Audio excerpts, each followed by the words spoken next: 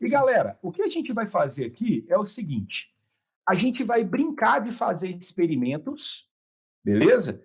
A gente vai brincar de fazer experimentos de lançamento oblíquo e tirar desses experimentos duas conclusões importantes. E depois dessas duas conclusões importantes, a gente vai deduzir uma equação matemática que comprova o que a gente observou experimentalmente. Isso que eu vou fazer com vocês é próximo a ideia do método científico. A gente observa o experimento, chega a determinadas conclusões e depois a gente vai desenvolver uma matemática para ter certeza que aquilo ali vai funcionar. Beleza? Então, olha só.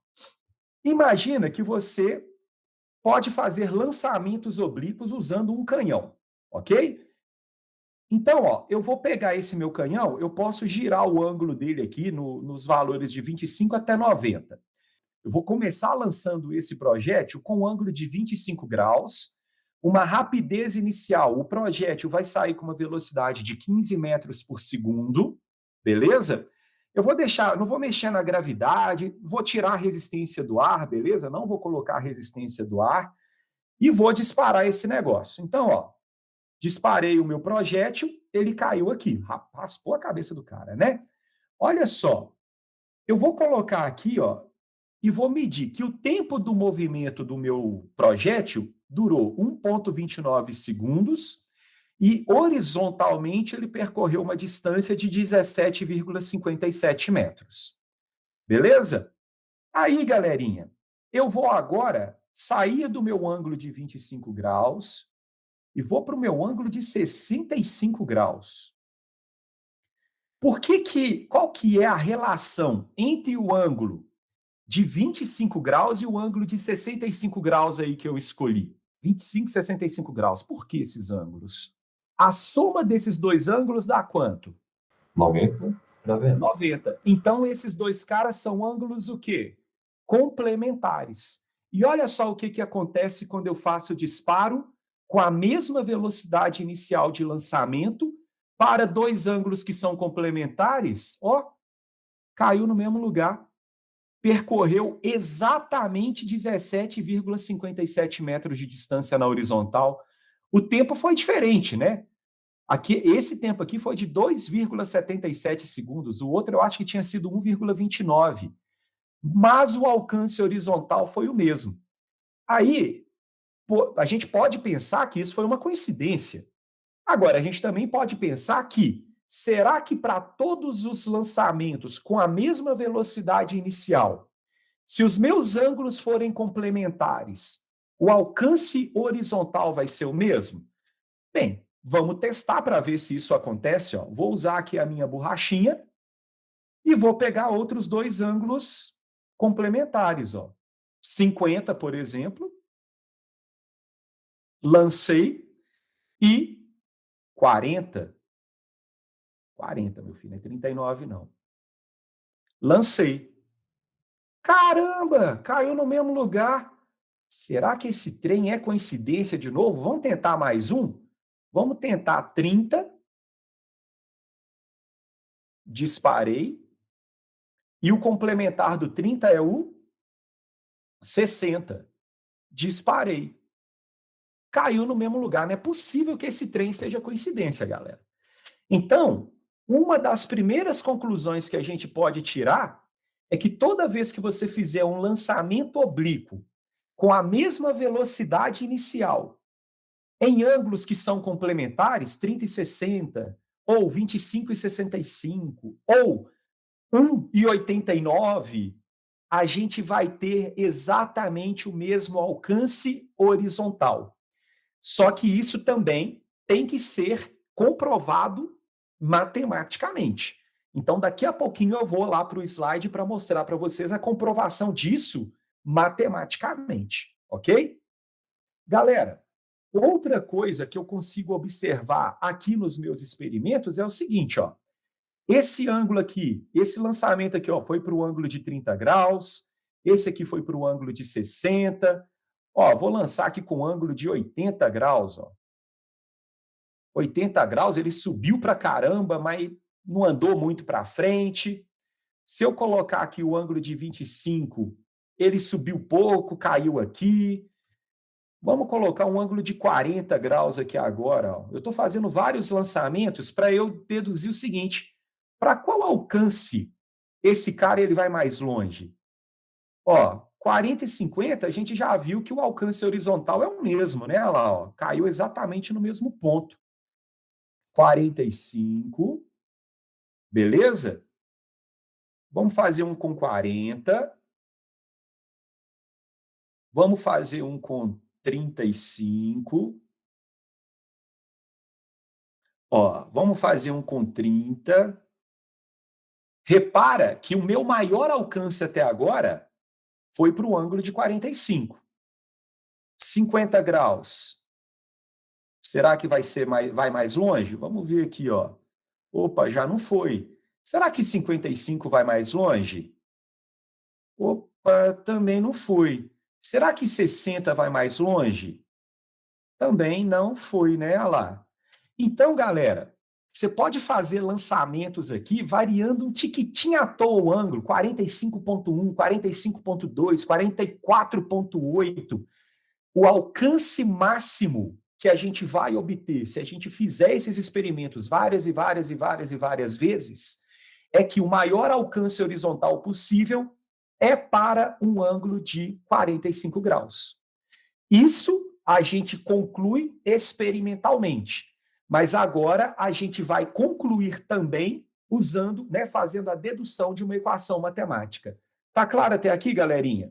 Galera, então, a gente agora vai deduzir uma equação para o alcance horizontal, e quando eu deduzir essa equação, a gente vai pegar dessa equação aquelas duas conclusões que a gente tirou, que o alcance máximo é para um ângulo de 45 graus, e para ângulos complementares, a gente tem o mesmo alcance horizontal, belezinha?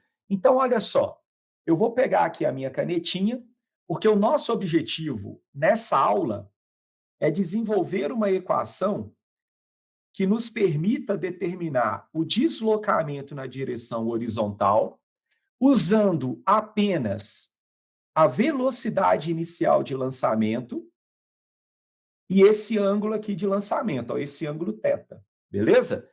Eu vou deduzir uma equação sem que eu precise ficar decompondo a velocidade inicial em V0y e V0x. Eu vou deduzir uma equação geralzona para isso aqui, tá bom? A gente vai começar, galera, pela seguinte análise. Quais são as equações que a gente tem só no movimento horizontal?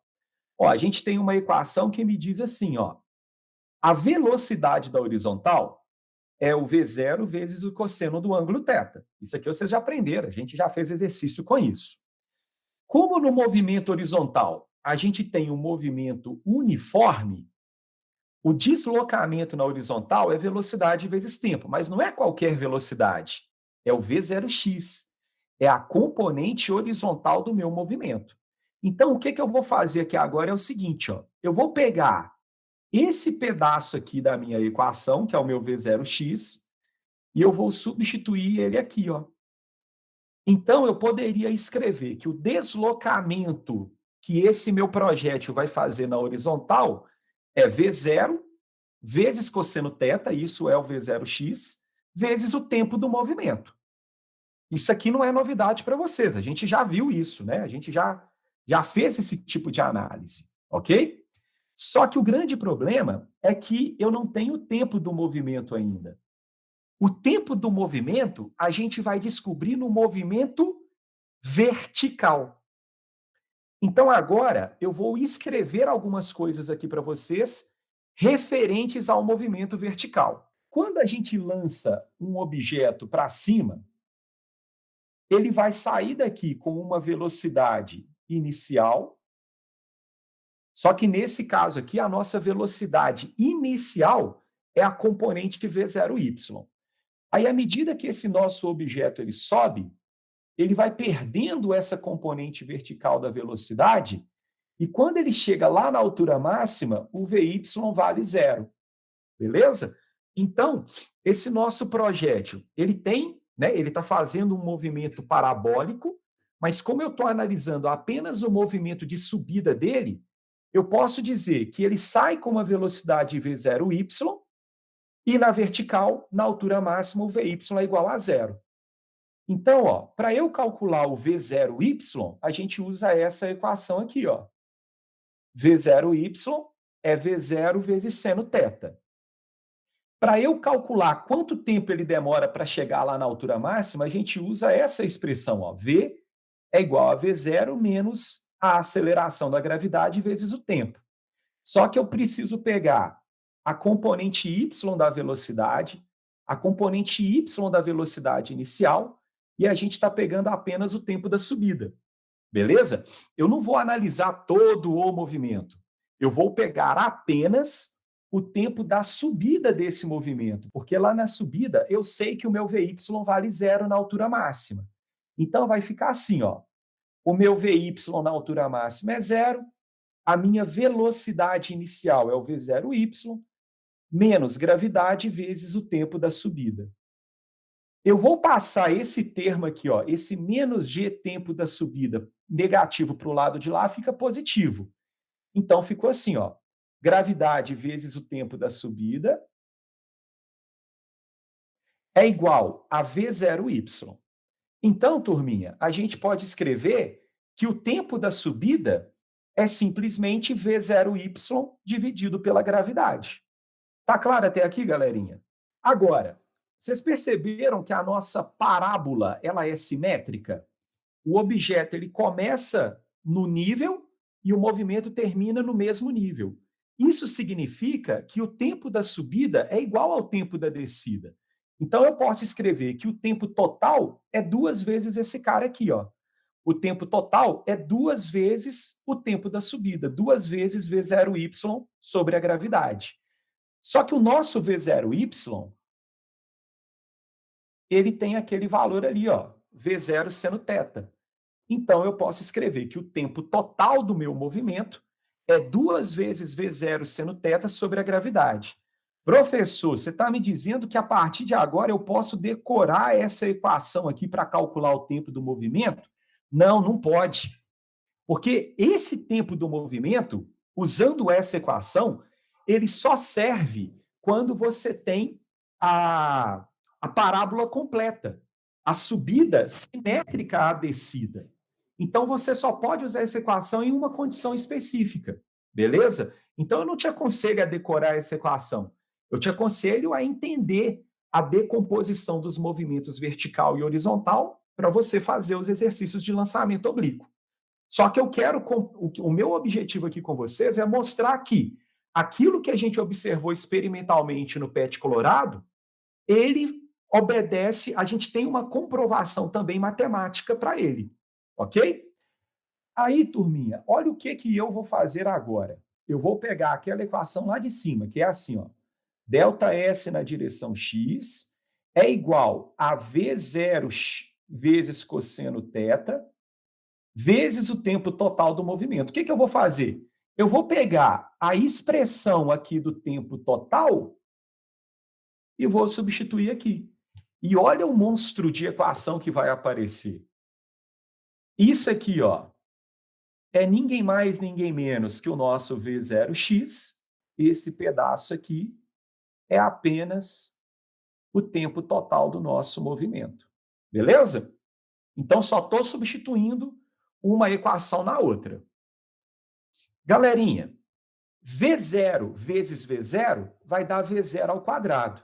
Então, ó, o deslocamento na direção x vai ficar ó, V0 ao quadrado vezes 2 vezes cosseno θ vezes seno θ dividido pela gravidade. Tá complicado, eu sei, tá um monte de coisa, tá, né? Algumas pessoas vão falar, meu Deus, que trem feio. Eu vejo muita beleza nisso aqui. Mas olha só, vocês aprenderão no finalzinho aí do primeiro ano do ensino médio as funções trigonométricas. E nas funções trigonométricas, o professor de vocês vai deduzir uma equação que é a seguinte: se você faz 2 vezes cosseno θ vezes seno θ, você encontra o mesmo valor que se você fizesse apenas seno de 2 vezes θ. Não precisa esquentar a cabeça em aprender essa dedução agora. Com muito mais propriedade, o professor do primeiro ano, né, o professor de matemática do primeiro ano, vai fazer isso aí. Galera, então, ó, no lugar desse 2 cosseno θ seno θ, a gente vai substituir a equação por isso aqui, ó, pelo seno de 2 vezes θ. Ó. O deslocamento na direção horizontal é igual a V0 ao quadrado, e no lugar dessa expressão a gente coloca seno de 2 vezes θ. Isso dividido pela gravidade. Essa é uma expressão que me permite calcular o alcance horizontal quando eu tenho a minha parábola completa. O movimento começa em um determinado nível, termina em outro, né? E termina exatamente no mesmo nível do outro lado. A minha subida é simétrica à descida, ok? E aí, turma, vem um detalhe importante. Essa equação, ela comprova aquilo que a gente viu no PET colorado. Imagina que você tenha uma mesma velocidade de lançamento inicial e uma mesma gravidade, beleza? São duas coisas que vão ser constantes. Então, a gente vai ter um deslocamento x máximo se o seno de 2θ for o máximo possível. Qual é o maior valor de seno possível? Vocês aprenderam lá ano passado. O seno ele vai de -1 até 1. Então, o maior valor de seno possível é quando esse cara aqui dá 1. Né? O seno ele varia de -1 até 1. Beleza? Então, ele pode ser -1, menos 0,9, menos 0,8, menos 0,3, mais 0,3, mais 0,9, até 1. A minha pergunta é, qual é o valor do ângulo alfa que me oferece um seno igual a 1? 90. 90.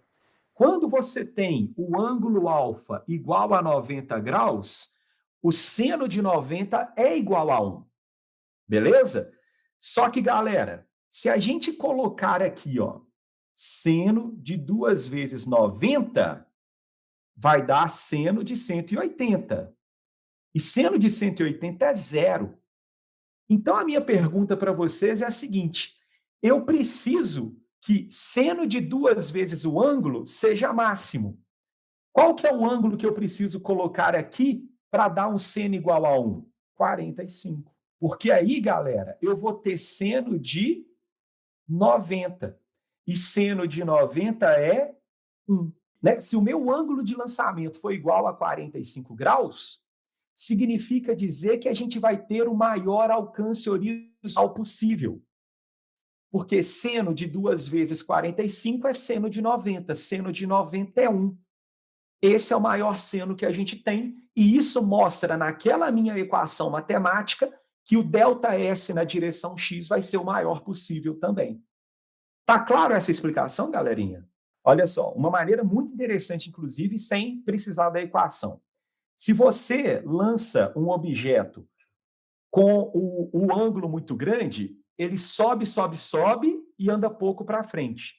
Ele fica muito tempo no ar, mas ele anda pouco para frente.